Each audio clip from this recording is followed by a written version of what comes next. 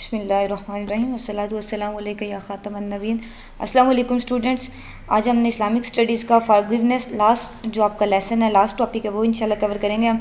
इसका मतलब होता है माफ़ करना किसी को। Forgiveness, definition of forgiveness: to free और pardon someone from penalty. Penalty कहते हैं पनिशमेंट को, सज़ा को, जो किसी के लिए मुकर्रर कर दी गई है उससे उसको आज़ाद करना या उसको माफ़ करना, उस सज़ा से, उस पनिशमेंट से।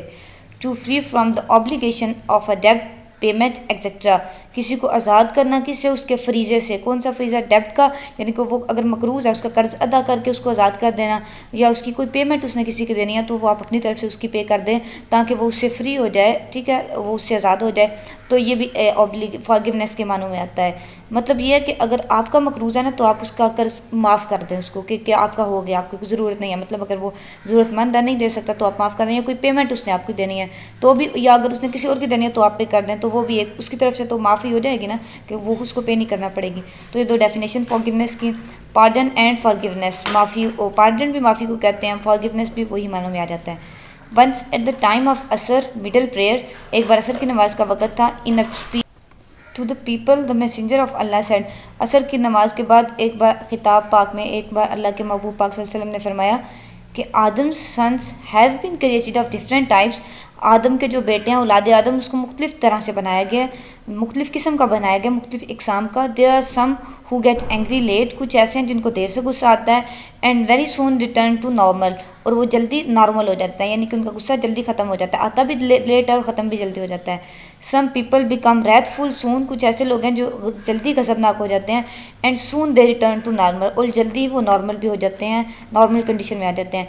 And some people became angry late, कुछ ऐसे हैं जिनको देर से गुस्सा आता है, and are also late in returning to normal, और वो नॉर्मल कंडीशन में होने के लिए भी ज़्यादा टाइम लेते हैं।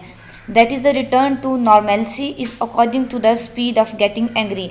तो ये नॉर्मेलसी का रिटर्न होना है, वापस नॉर्मल कंडीशन में जो आना है, वो किसके अकॉर्डिंग है? वो स्पीड ऑफ गेटिंग एंग्री, गुस्से की स्पीड के मुताबिक है। जितनी लेट उन्हें गुस्सा आएगा उतनी लेट वो नॉर्मल होता है। मतलब ये जो थर्ड कैटेगरी है, ये तीन कैटेगरी रैथ के आप कह लें, या एंग्रीनेस के, या गुस्से के हिसाब से हदीस मुबारका के मुताबिक इंसानों की तीन ये कैटेगरीज हैं।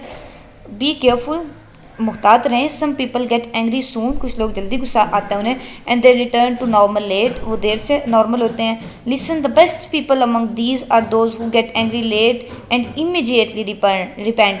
तो आप ये सुने, ये आप लिसन मतलब ये सुने, मुहतात रहें, इस बात पर तवज्जो दें कि जो बेस्ट पीपल हैं वो कौन है? जिनको गुस्सा देर से आता है और इमीडिएटली रिपेंट, वो जल्दी रिपेंट हो जाते हैं, जल्दी ठीक नॉर्मल कंडीशन में आ जाते हैं, जल्दी माफ़ कर देते हैं। And worst among these are those who get angry soon but are very late in coming to normal.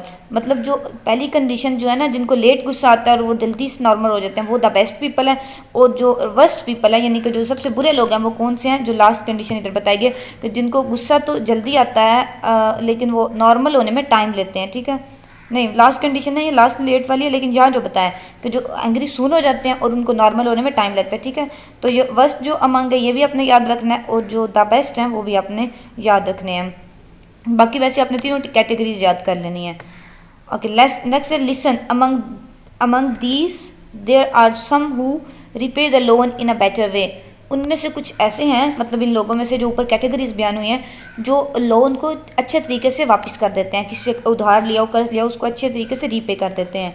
And also demand in a good वे, और उसको भी जिसको रिपे कर रहे होते हैं, या अगर उन्होंने किसको लोन दिया होता है तो उससे भी वो मांगते हैं अच्छे तरीके से, उससे अगर उन्होंने वापस देना हो। मतलब अगर वो मकरूज़ हो तो अच्छे तरीके से रिपे करते हैं, अगर वो कर्जदार हो, किसी कोई और उनका मकरूज़ हो, किसी और ने कर्ज लिया हो उनसे, तो उसको भी अच्छे तरीके से डिमांड करते हैं। Some people are lazy in repaying, कुछ लोग रिपे करने में, कर्ज की अदायगी करने में सुस्त होते हैं, बट गुड इन डिमांडिंग, लेकिन डिमांड करने में अगर उनका किसी ने देना हो वो फिर बड़े तेज़ होते हैं उसमें। Some demand in a bad way and repay in a good way, तो कुछ लोग बुरे तरीके से डिमांड करते हैं और रिपे जो है वो अच्छे तरीके से करते हैं। और नेक्स्ट जो पीपल हैं, that is they have one good quality and one bad quality. मतलब डिमांड जो है वो अच्छे तरीके से करते हैं, ये तो गुड क्वालिटी हो, और जो वापस है वो भी बुरे तरीके से करते हैं, उनमें एक अच्छी क्वालिटी होगी, एक बुरी क्वालिटी होगी। तो some people prove to be bad in demanding and in repaying too, और कुछ लोग डिमांड करने में, रिपे करने में, दोनों तरीकों में बुरे होते हैं। लिसन केयरफुली, गौर से सुनो, ये सारी वही चल रही है ऊपर जो खुतबा है ना असर का, वही चल रहा है, I think so. The best among these are those who are good in demanding and also good in repaying. तो इनमें ये जो कर्जदारों का हमने कैटेगरीज पढ़े हैं, इसमें बेस्ट कौन से हैं? जो डिमांड करने में भी गुड है और रीपे करने में भी गुड है, दोनों तरह से अच्छे हैं। And worst are those who are bad in both the things. समझ आ गई? बुरे वो हैं जो दोनों चीज़ों में बुरे हैं, बैड हैं। कीप इन माइंड, ज़हन नशीन कर लीजिए, anger becomes a spark in the heart of Adam son. गुस्सा जो है आदम के बेटे के दिल को स्पार्क, यानी कि उसको एक, उसके लिए एक शोला है। एक होती है ना, मतलब जैसे माचिस की हम डिबिया होती है, उसकी अगर कोई हम उसको जलाएं तो वो एक स्पार्क निकलता है, एक थोड़ी सी वो फ्लैश निकलता है ना, उसको कहते हैं कि मतलब वो जलाने वाली चीज़ है, उसको आग लगाने वाली जिसको कहते हैं ना कि शोला प्रोवाइड, हीट प्रोवाइड करती है, वो है दिल के लिए। मतलब गुस्सा इतना मोहलिक है दिल के लिए। Do you not see that at the time of anger a man's eyes become red. क्या आपने नहीं देखा कि गुस्से के वक्त एक आदमी की आंखें सुर्ख हो जाती हैं? And his nostrils become enlarged, और उसकी जो नथलियाँ हैं, नथियाँ यानी कि नाक जो है उसका वो फूल जाता है। If any one feels these signs in him, अगर किसी ने ये जो निशानात हैं उस किसी के अंदर पाए हैं या अपने अंदर पाता है, he should be glued to the earth, तो वो ज़मीन पर, ग्लूड कहते हैं जैसे ग्लू नहीं होती किसी चीज़ को जोड़ने के लिए, गम स्टिक पे जैसे सेल्फी वगैरह यूज़ करते हैं, मतलब उस मानो भाई यहाँ ग्लू इस्तेमाल हो, उसको ज़मीन पर ग्लू टू अर्थ, यानी कि उसको ज़मीन से जुड़ जाना चाहिए। मतलब उसका आगे से एक्सप्लेनेशन भी है कि that is he should sit in his place, कि अगर वो खड़ा है तो उसको अपनी जगह पे उसी जगह पे बैठ जाना चाहिए ज़मीन के साथ, मतलब ग्लूड होना जाना चाहिए, स्टिल हो जाना चाहिए एक जगह पे। He should not move so that the matter may not gate worst, तो उसको मूव नहीं करना चाहिए ताकि जो मामला है वो और ज़्यादा बिगड़ ना जाए। Intelligence and consciousness disappear from it, उसमें से जो जहानत है और ज़मीर है, जो उसकी शऊर है, वो सारा ख़त्म हो जाता है। मतलब अगर किसी के गुस्से में ऐसी कंडीशन होती है ना कि आंखें सुरख और उसका नथलें फूल जाना और उसका बुरा हाल हो जाता है, तो वो उसमें से मतलब जहानत और जो उसका शऊर है वो ख़त्म हो जाता है, डिस्पेयर हो जाता है उसमें से। And man is imprisoned in the magic of passions, Allah Allah, तो इंसान जो कैद हो जाता है अपने पैशंस, यानी कि उस पर जो धुन एक सवार होती है ना गुस्से की, उसमें कैद हो जाता है, उसके सहर में, उसके जादू में कैद हो जाता है। इम्प्रीजन का मतलब होता है कैद हो जाना। Then these affairs do not improve, तो ये जो मामला, तब अगर ऐसी कंडीशन हो जाती है, हो जाए तो फिर जो मामला वो इम्प्रूव नहीं हो सकता, बल्कि वर्स ही हो सकता है, ज़्यादा बिगड़ सकता है। इसलिए उसके लिए हदायत है हदीस मुबारका में कि he should be glued to the earth. The above quoted hadith explain the kinds of men and their achievements and values in greatness and morality. ऊपर जो आदमियों की कैटेगरीज बयान की गई हैं एग्जांपल्स में, वो क्या एक्सप्लेन करती हैं? उनकी अचीवमेंट्स, यानी कि अचीवमेंट्स वो जो हमने डेप्थ के बारे में पढ़ा, अच्छे वे में रिटर्न करते हैं, अच्छे वे में डिमांड करते हैं। And values in greatness and morality, उनकी ग्रेटनेस में और उसकी मोरालिटी में, अखलाक में, और उनके जो बाकी कदरें हैं उसमें उनका जो उनकी वैल्यू है, उनकी क्या पोजीशन है, वो शो कर रही हैं ऊपर वाली examples. When ever necessary a faithful bands him, जब ज़रूरत पड़े तो एक जो फेथफुल बंदा है, मतलब जो ईमान वाला आदमी है, वो इनको मॉडिफाई कर सकता है, बेंड कर सकता है। मतलब वो अब डेफिनेटली बात ये हमने लास्ट लेक्चर में डिस्कस की थी कि ये बात एक एज इट इज़ रूल तो है ना, लेकिन हर कंडीशन के लिए सर्कमस्टांसिस जो है वो डिफर करती है, उसके साथ मैटर करता है फतवा भी और एवरीथिंग, ठीक है। अब ये नहीं कि हर बंदा ही उठ के कर ले, लिखा है मैंशन अ फेथफुल पर्सन, मतलब जिसके पास नॉलेज है, अगर वो खुद को फेथफुल इतना करता है तो वो कर सकता है, इसको बेंड कर सकता है, अमेंड कर सकता है, मॉडिफाई, चेंज कर सकता है। And angry man indulges into various kinds of foolishness, एक गुस्से वाला आदमी बहुत सी बेवकूफ़ियों में, बहुत सी अहमकाना हरकत में इंडल्ज हो सकता है, इंक्लूड हो सकता है, ठीक है। Sometimes he abuses the door if it does not open immediately for him, कभी कभार तो ऐसा होता है वो दरवाजे को गालियाँ देने लग जाता है, अगर वो उससे मतलब उसको जल्दी है ना बाहर जाने की, वो खुलता नहीं है तो उसको गालियाँ देने लग जाता है। आप में से भी बहुत से बच्चे ऐसे करते होंगे, है ना। In his anger he breaks whatever machine और its part may be in his hand, अपने गुस्से में उसके हाथ में मोबाइल है, कोई मशीन है, चार्जर है, कोई भी चीज़ है, वो उसको तोड़ देता है, उठा के मारता है ना गुस्से में, तो डेफिनेटली वो टूट जाती है। And abuses the animal that is not brought under control, और जानवरों को गालियाँ देता रहता है जो उसके कंट्रोल में नहीं आते। अक्सर देखे होंगे कुछ लोग जो जानवर चरवाने वाले चरवाहे होते हैं, वो कभी कभार ऐसा करते हैं, सारे तो नहीं लेकिन कुछ ऐसा करते हैं कि फजूल में उनको गालियाँ देते रहते हैं, इधर आओ उधर आओ, कोई फ़ायदा जिसका होता नहीं है। और बाजू कहते हैं ऐसे कुछ लोग ड्राइविंग में भी गालियाँ देते हैं, मतलब एक उधर से बाइक आ रहा है, अगर उसने आपको गलत टेक ओवर किया या गलत आगे से आ रहा है तो आप उसको गालियाँ देना अंदर बैठ के शुरू कर देते हैं। तो ये सारी बैड हैबिट्स हैं, इससे नहीं करना आपने, अगर आप करते हैं तो इससे आप अवॉइड करें। A man's sheet was blown away by the wind and he crashed it. He cursed it. किसी बंदे की अगर कोई शीट है या कुछ भी है, उसने अगर ऊपर कोई पहना हुआ है या कोई शीट उसकी गाड़ी की या वट एवर कुछ भी, वो अगर हवा से उड़ जाए ना, या मतलब उसके हाथ में ना आ रही हो या कुछ भी हवा से गड़बड़ हो रही हो, तो वो उसको गालियाँ देता है, उस पर लानते भेजना शुरू कर देता है। अल्लाह मैसेंजर सेड, हुजूर पाक ने फरमाया, do not curse it because it is bound by the commands of God, उस पर लानते ना भेजो, उसको गालियाँ ना दो। किसको? भला हवा को, जिसकी ये विंड की यहाँ बात हो रही है ना, ये वाली। तो उसको ना दो, क्योंकि वो अल्लाह के हुक्म की पाबंद है, and it is under his control, और वो उसी के इख्तियार में है। He who curses a thing which did not deserve it, एक आदमी जो ऐसी चीज़ पे लान तान करता है जो जिसकी वो मुस्तहिक नहीं है, यानी कि हवाब लानत की या गालियों की मुस्तहिक तो नहीं है ना, वो तो अल्लाह के हुक्म की पाबंद है। अगर आपकी शीट उससे उड़ रही है या आपको कुछ मसला है तो वो आपकी प्रॉब्लम है।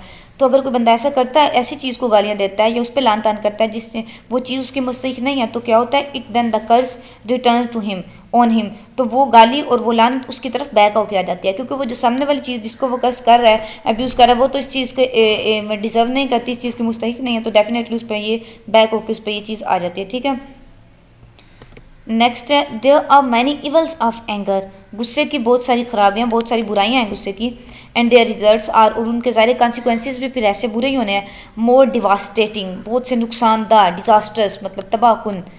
It is therefore said that to keep the self in control, इसलिए कहा जाता है कि अपने आप को काबू में रखें। At the time of anger, गुस्से के वक्त, is the proof of the praiseworthy of control and noble strength of toleration, गुस्से के वक्त आप अपनी जो प्रेस वर्दी, आप काबिल तारीफ़ जो आपका एटीट्यूड होना चाहिए, ऐसा सबूत दें गुस्से के वक्त जिसकी तारीफ़ की जाए, और उसको कंट्रोल रखें, और एक शरीफाना जो है ना आप बुर्दबारी तहमुल का मुजाहरा करें।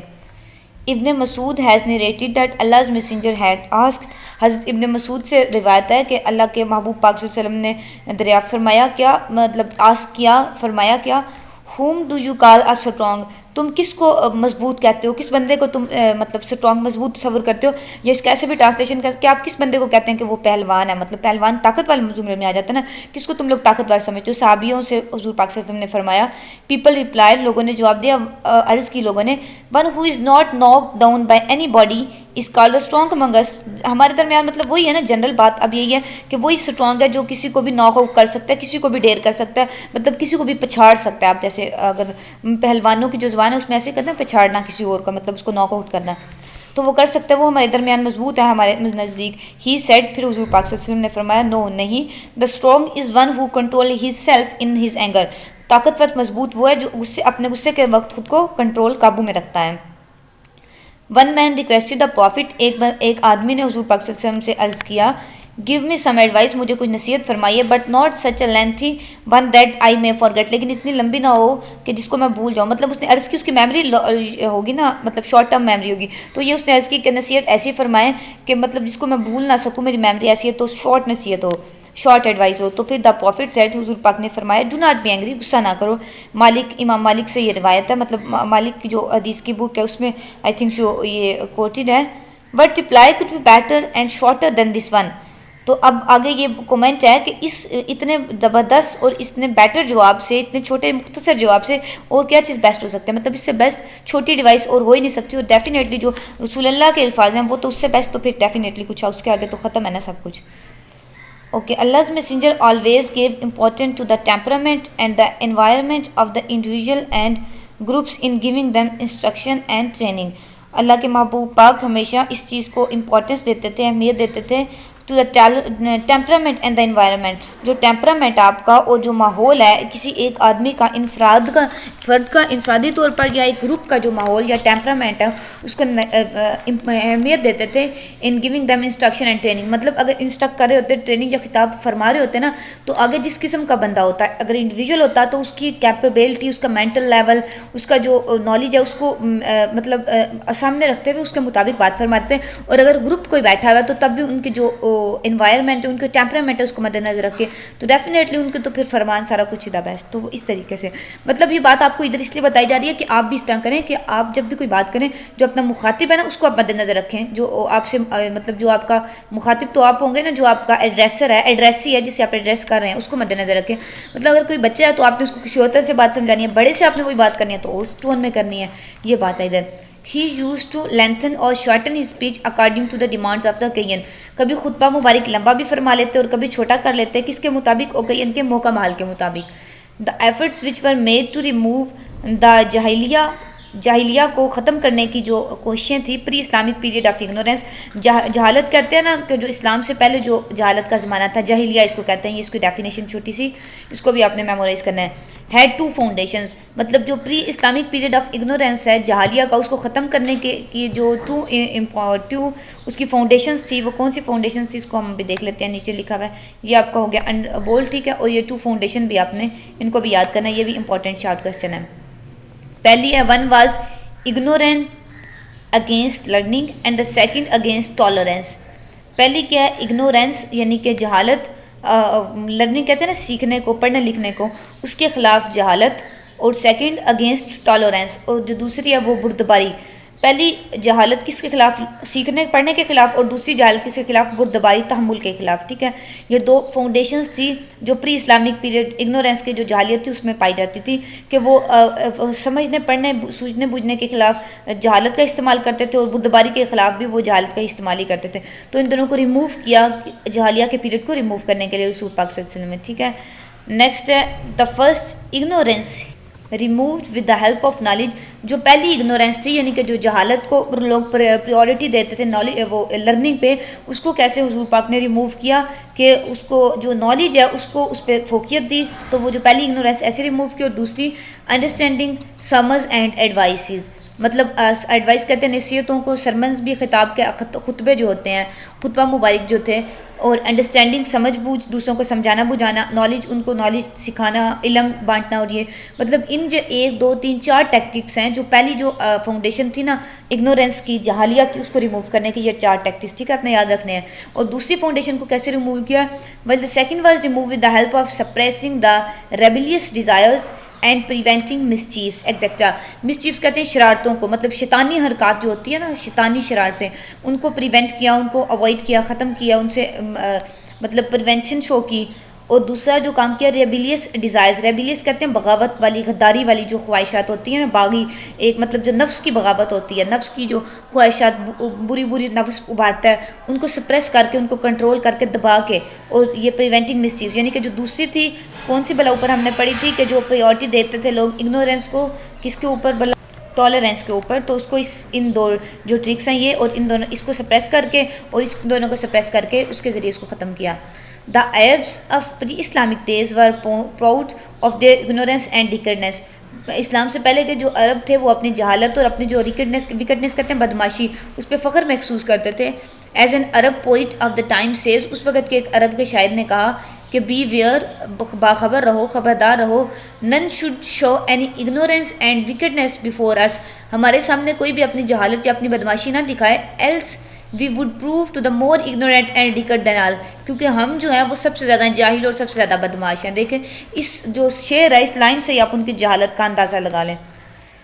When Islam came, जब इस्लाम आया, it removed this intensity of feeling and इमोशनलिज्म, इस्लाम ने इस जो शिद्दत पसंदी की जो फीलिंग्स थी, एहसासात, जज्बात थे और इमोशनलिज्म के, उसको रिमूव किया, ख़त्म किया। And introduce the practice of pardon and forgiveness, और माफ़ी की, और पार्डन भी माफ़ी होता है, फॉरगिवनेस भी माफ़ी के जो अमल है उसको इंट्रोड्यूस करवाया, उसको मुतारिफ करवाया सोसाइटी में। If one could not pardon, अगर कोई बंदा माफ़ नहीं कर सकता, then one was given the command to act justly, तो फिर उसको ये हुक्म दिया गया कि वो इंसाफ के तकाजे पूरे करे। मतलब दियत और किसास का कंसेप्ट ना इस्लाम में, पहले तो माफ़ी का कहा गया, माफ़ कर दो तो बेस्ट है, लेकिन माफ़ नहीं कर सकते तो किसास लो। और किसास में इतना शदीद हुक्म है कि अगर आपको किसी ने थप्पड़ मारा ना तो आपने उससे किसास लेना है। हुक्म तो यह है कि आप थप्पड़ मारें तो किसास हो जाएगा। मतलब थप्पड़ आपने को अगर उसने मारा है तो उसने 5 उंगली होती है ना हाथ की, पूरे हाथ से थप्पड़ मारा है, 4 उंगलियों से मारा है, या अगर 5वीं उंगली, अगर उसने 4 उंगली से मारा, आपसे किसास के दौरान 5वीं उंगली ज़रा से उसके चिक के साथ या टच भी हो जाती है ना तो आप ज़्यादती कर रहे हैं उस पर। मतलब इतना कीनली ऑब्जर्व किया गया किसास को, मतलब इतना जस्ट इस्लाम ने है। क्यों, ये बहुत मुश्किल है ना। और जो दियत है वो तो फिर आप मॉनिटरी या फाइनेंशियल वे में उससे ले लेते हैं, रिकवर कर लेते हैं। इसमें कत्ल की भी दियत है और डिफरेंट, फिर ये इस्लामिक लॉ के आगे डीप कॉन्सेप्ट आ जाते हैं। लेकिन मैं आपको किसास समझाना चाह रही हूँ, मतलब जो जस्ट होने का, अदल और इंसाफ का कॉन्सेप्ट वो इतना कीनली है। और मतलब इंटेंसिटी भी मैं आपको थप्पड़ की एग्जाम्पल से समझा रही हूँ कि आपको आसानी से समझ है। इंटेंसिटी भी इतनी, जितनी शिद्दत से उसने मारा है ना, जितने ज़ोर से, उससे ज़रा सा जोर हो गया, मतलब ज़्यादा गुस्से से आपने मार दिया, तब भी आप ज़्यादती उस पर कर रहे हैं। तो यानी कि किसास बिल्कुल एप्रोप्रिएट माना में, तो वो डेफिनेटली माफ़ी से तो ज़्यादा मुश्किल है। तो इसलिए चाहिए तो ये ना कि इंसान माफ़ कर दे, अल्लाह के नज़दीक भी उसकी कदर बढ़ जाती है और फिर इंसानों में भी डेफिनेटली उसकी जो इज़्ज़त है वो बढ़ जाती है। This objective could be achieved only when anger and Wraith could be kept under the control of the intellect. वही बात कि ये ऑब्जेक्टिव, ये मकसद तब हासिल किया जा सकता है जब आपका गुस्सा और आपका जो गज़ब है वो आप कंट्रोल में रखें, किसके, अपने दिमाग के, इंटेलिजेंस के कंट्रोल में रखें। मतलब वो बात है कि अगर आपने किसास लेना है ना, या अगर आपने उससे बदला लेना है, आप पार्डन उसको नहीं कर सकते, फॉरगिव नहीं कर सकते, तो आपने कमांड है आपको जस्ट होने की किसास में या दियत में। तो एक बंदा किसास तो अब जाहिर है अगर किसी ने आपको मारा है तो आपको तो इतना गुस्सा होगा, तो उसने अगर आपको प्यार से भी मारा है, आपको जोर से लग गई है, तो आप उसको गुस्से में मारेंगे तो डेफिनेटली उसकी इंटेंसिटी में और आपकी इंटेंसिटी में ढेर सारा फर्क होगा। तो फिर आप किसास को जो जस्ट के जो कमांड है उसको पूरा आप नहीं कर पाएंगे। तो ये बात है कि अगर आपने ये ऑब्जेक्टिव पूरा करना है ना, कि जो जस्ट की कमांड्स को पूरा करना है, तो आपको अपने गुस्से, आपका गुस्सा ऐसा हो कि जो आपके इंटेलेक्चुअल है उसके कंट्रोल में आए। तो ये तो बहुत कम ही होता है, ये इतनी ऐसा होता, इसलिए बेहतर ये चीज़ है कि माफ़ कर देना चाहिए। There are a number of sayings in which the Prophet has given direction to the Arabs leading them to this ideal। बहुत से नंबर ऑफ sayings यानी कि बहुत से अकवाल हैं हुजूर पाक सल्लल्लाहु अलैहि वसल्लम के मुबारक अकवाल, जिसमें हुजूर ने फरमाया, डायरेक्शंस दिए हैं अरब के जो लीडिंग्स हैं, जो अरब को लीड करने वाले लोग हैं, उनको इस आइडियल सिचुएशन की डायरेक्शंस दी हैं, इसकी तरफ उनको मतलब उनकी रहनुमाई फरमाई है। So much so that the manifestation of tyranny, aggression, anger and wrath have been declared out of the circle of Islam. क्यों बोला? क्योंकि so much so the manifestation of tyranny, कि मैनिफेस्ट क्या वाज़े कर दिया गया, ऐलान कर दिया गया। टायरनी कहते हैं जुल्म को, जबर को, कि जुल्म, जबर, गुस्सा, एग्रेशन भी शिद्दत पसंदी गुस्सा, एंगर भी गुस्सा, रैत, गज़ब, have been declared out of the circle, इनको जो इस्लाम का दायरा है उससे उनको बाहर डिक्लेयर कर गया, उससे आउट कर दिया गया है। The things which unite a group and do not allow it to be disturbed, जो चीज़ें एक ग्रुप को, एक कलेक्शंस को मुतहिद करती हैं और उसको डिस्टर्ब नहीं कर होने देती, एब्यूज़ एक्सेट्रा, और डिस्टर्ब्ड अब्यूज़ एक्सेट्रा, मतलब जो चीज़ें किसी ग्रुप को डिस्टर्ब करती हैं और उसको गालियाँ वगैरह, उनको भी आउट ऑफ सर्कल इस्लाम ने डिक्लेयर किया है। Have declare to the agent who breaks the unity, उनको वो वाले एजेंट्स डिक्लेयर किया गया जो यूनिटी को ब्रेक करते हैं, इत्तेहाद को ख़त्म करते हैं। द प्रॉफिट सेड, हुजूर पाक सल्लल्लाहु अलैहि वसल्लम ने फरमाया, abusing bye Muslim is wickedness, किसी मुसलमान को गाली देना गुनाह है, एंड ही इज़ क्वेरलिंग, और उससे लड़ना, and fighting is infidelity, infidelity कहते हैं कुफर को, कि मुसलमान को गाली देना गुनाह है, गुनाह तो हो गया ना, यानी कि बड़ा गुनाह है, विकेटनेस है, उसकी बड़ी एक बदमाशी तो है ही है, बड़ा गुनाह है। और उससे जो लड़ना झगड़ना, मतलब बगैर किसी वजह के लड़ना झगड़ना, बगैर किसी वजह के, ये विद इन ब्रैकेट्स मीनिंग है इस हदीस मुबारक का मफहूम, मैंने ये नहीं कहता है, वाजे नहीं है, लेकिन यही मतलब है इसका कि बगैर किसी वजह से लड़ना झगड़ना अपने मुसलमान भाई से कुफर है। ही इज़ आल्सो सेट, एक और हदीस मुबारक है, व्हेन टू मुस्लिम मीट, जब दो मुसलमान मिलते हैं, a curtain from Allah is hung between them, Allah ताला की तरफ से एक पर्दा उनके दरमियान लटक जाता है। When one of the two says absence things, जब उन दोनों में से एक कोई ऐसी ऑब्सेंस थिंग्स यानी कि गैर मुनासिब बात करता है, टू द अदर, दूसरे से, ही टीयर्स दिस कर्टन ऑफ अल्लाह, वो अल्लाह ताला के इस पर्दे को चाक कर देता है, फाड़ देता है। मतलब यहाँ मुराद है ना, पर्दा रहमत का ही होता होगा डेफिनेटली। दो मुसलमानों के दरमियान जब अलग सलग करते हैं, एक दूसरे पर सलामती भेजते हैं, अच्छे से बात करते हैं, तो पर्दा रहमत होता है अल्लाह ताला का। तो वो जब उन दोनों में से कोई गैर मुनासिब बात करता है तो वो पर्दा चाक हो जाता है, फट जाता है। नेक्स्ट है, one Arab came to the prophet to learn the teaching of Islam, एक अरब हुजूर पाक की खिदमत में हाजिर हुआ इस्लाम की तालीमात सीखने के लिए। Before this he had neither seen the profit not did he now about his messenger, ना तो पहले उसने कोई किसी नबी के बारे में सुना था, ना कोई उसको जानता था, वो किसी भी नबी को, या हुजूर पाक की बात हो रही है तो। हिज नेम वाज जाबर बिन सालिम, उनका नाम जाबर बिन सालिम था। ही नरेट्स, वो रिवायत करते हैं, फिर वो सहाबी बने, बाद में डेफिनेटली इस्लाम ले आए। I saw man whose opinions are being copied by the people, मैंने एक आदमी देखा जिसकी रायें लोगों की रायों के मुताबिक थी, जो लोगों की आरा होते हैं ना उसके मुताबिक उसकी रायें थी। मतलब जो लोग चाहते हैं ना कि हमारे साथ ऐसा सलूक हो, वैसे उस आदमी की आरा थी। If he says anything people convey it to others, वो कुछ भी फरमाते तो लोग वो दूसरों को कन्वे कर देते, मतलब आगे पहुँच जाते। मतलब सहाबा कराम को उन्होंने देखा ना कि कैसे से वो रसूलुल्लाह का अदब करते हैं, कैसे उनके सामने आजी से, और कैसे उनकी एक एक बात को वो इतने अच्छे तरीके से, मतलब कुरान की आयत एक एक हर लफ्ज़ को वो कुरान की आयत हुजूर की समझते थे ना। मतलब आयात तो जो है वो डेफिनेट डिफाइंड कुरान वो तो है ही है ना साइड पे, जो हदीस मुबारक है उसको वो ऐसे ही मतलब रिस्पेक्ट उसकी करते हैं सारा कुछ। तो वो अपनी हैरानगी शो कर रहे हैं इस जो नरेशन में। इसमें I asked them who this man was, तो मैंने पूछा कि ये आदमी कौन है जिसका मतलब लोग इतना एहतराम करते हैं। वो नहीं जानते थे ना, ये ना उन्होंने सुना हुआ था, ऊपर ये बताया गया। They said that the messenger he is messenger, Allah messenger, तो लोगों ने मुझे बताया कि ये, उन्होंने कहा कि ये अल्लाह के महबूब पाक हैं, अल्लाह के पैगम्बर हैं, नबी हैं, नबी आखिरुज़्ज़मान है। आई सेड टू हिम, तो मैंने उनसे अर्ज़ की, ऑन यू बी पीस, अस्सलामु अलैकुम व मैसेंजर ऑफ अल्लाह। तो फिर उन्होंने कहा कि फिर जब मुझे लोगों ने बताया ना ऐसे, तो फिर वो अब्दुल जाबिर बिन सालिम कहते हैं कि मैंने फिर अर्ज़ की कि अस्सलामु अलैका या रसूल अल्लाह, मतलब सलाम अर्ज़ किया हुज़ूर पाक की खिदमत में। He said do not salute like this, तो हुज़ूर पाक सल्लल्लाहु अलैहि वसल्लम ने फरमाया इस तरह सलाम ना करो, this is the solute of the dead, ये मुर्दों का सलाम है। अलैक अस्सलाम, सॉरी ये लिखा अलैक एस सलाम, मतलब ये अलैक एस सलाम है। आई थिंक ये उनके अरब में होता है, हम तो अस्सलाम वालेकुम कहते हैं ना, या अलैक एस सलाम है, ये उनके ज़माना जाहिलियत में कोई सलाम का तरीका होता होगा, ग्रीटिंग। सॉरी मैंने पहले इसको पढ़ा नहीं था, मैंने अस्सलाम वालेकुम ही बोल दिया, अस्सलामु अलैका या रसूल अल्लाह बोल दिया। तो लेकिन जहाँ ये लिखा हुआ है, ठीक है, ये आप इसको नोट कर लें, सॉरी मुझसे मिसअंडरस्टैंडिंग होगी। अच्छा, फिर हुजूर ने ये फरमाया कि ये मुर्दों का तरीका है, बट से पीस बी अपॉन ओन अस्सलामु अलैका, हाँ मतलब लेकिन तुम ये करो अस्सलामु अलैका कहो, अलैका एस सलाम ना कहो, अस्सलामु अलैका कहो, ठीक है। दैट अरब सेज, फिर उस अरब ने कहा I asked are you Allah messenger, मैंने अर्ज़ की कि क्या आप अल्लाह के नबी हैं। He reply I am the messenger of Allah being whom you call in adversities and remove your adversities, Allah Allah. तो फिर हुजूर पाक सल्लल्लाहु अलैहि वसल्लम ने फरमाया कि मैं अल्लाह का नबी हूँ, being whom you call in adversities, जिसको तुम अपनी मुश्किलात में पुकार सकते हो, and he remove your adversities, और ऐसा नबी जो तुम्हारी मुश्किलात को दूर करते हैं। And in famine caches you, और जो अगर तुम्हें कहत है, तो अगर तुम्हें मतलब तुम्हारे पे कहत आन पहुँचे, एंड यू कॉल हिम, और तुम उन्हें पुकारो, ही ग्रास फॉर यू, वो तुम्हारे लिए घास उगा देता है। And if you loss your mount in the arid ground, अगर तुम एरिड ग्राउंड में अपना माउंट यानी खाना पीना खो चुको, अपना सामान खो चुको, सहरा में या कहीं भी ऐसी जगह पे सफ़र कर रहे हो, अपना खो चुको, then you call him and he causes your moment to return to you, तो तब तुम उसको पुकारो, वो उसी वक्त वो तुम्हें तुम्हारा माउंट जो है वो तुम्हें वापस लुटा देगा। He said that I told him, फिर मैं वो साहबी कहने लगे, अब जो जाबिर बिन सालिम, फिर मैंने रसूलुल्लाह से अर्ज़ की कि आप मुझे कोई नसीहत फरमाइए, advice me. The profit said, फिर रसूल पाक सल्लल्लाहु अलैहि वसल्लम ने नसीहत फरमाई, डू नॉट अब्यूज़ एनीबॉडी, किसी को गाली मत दो। Accordingly after I did not abuse any free man, slave, camel and goat. तो फिर वो कहते हैं अपने बारे में कि जब हुजूर ने जो मुझे नसीहत फरमाई ना, इसके मुताबिक मैंने उसके बाद कभी भी ना किसी आदमी को गाली दी, ना किसी गुलाम को, ना ऊँट को, ना गोट को, किसी भी चीज़ को मैंने गाली नहीं दी।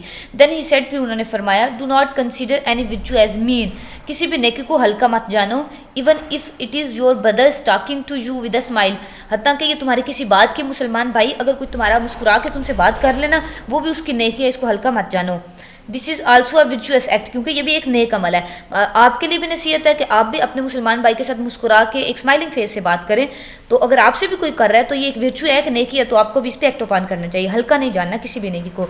देन ही सेड, फिर उन्होंने कहा, if somebody reproaches you and make you feel ashamed on any of your defects, अगर कोई तुम्हारे पास आता है और तुम्हें शर्मिंदा करने की कोशिश करता है तुम्हारे किसी डिफेक्ट पे, किसी मतलब जो तुमसे गलती हो गई उस पर, do not make him feel ashamed on any of his defect, तो तुम भी उससे बदला लेने के लिए उसको शर्मिंदा ना करो। कि मतलब आप अगर किसी कोई आपके सामने आ गया कि आपसे कोई गलती हुई है, उसने सबके सामने कह दिया था, तो आप भी ऐसा ना करें कि अगर उस बेचारे से भी कोई गुनाह हो गया तो आपको वो अपना बदला लेने के लिए आप भी उसको पब्लिक में बदनाम जलील कर दें, ऐसा नहीं करना। मतलब जनरली हम लोग ऐसी प्रैक्टिस है ना हमारी आम में, ऐसे होता है कि यार उसने उस वक्त मुझे वहाँ जलील किया था ना सारे लोगों के सामने, मेरे घर वालों के या मेरे फ्रेंड्स के सामने, मैं भी उसके सामने ऐसे करता हूँ। तो ये देखें हदीस मुबारका में नसीहत फरमाई गई कि आपने ऐसा नहीं करना। Because this act of his will prove troublesome for him, क्योंकि ये इसका जो काम है, इसकी रज़ा के मुताबिक जो काम वो कर रहा है ना अपने नफ्स को खुश करने के लिए, ये किसी के लिए क्या पता कितनी बड़ी मुश्किल कंडीशन ट्रबल सम बना सकता है। ये अबू दाऊद शरीफ की हदीस है, ठीक है बच्चों। अब इसमें माफ़ी का हुक्म है, वो एज इट इज़ तो नहीं है, एग्जाम्पल इलस्ट्रेशन ही थी, होप सो आपको इसकी समझ आ गई होगी।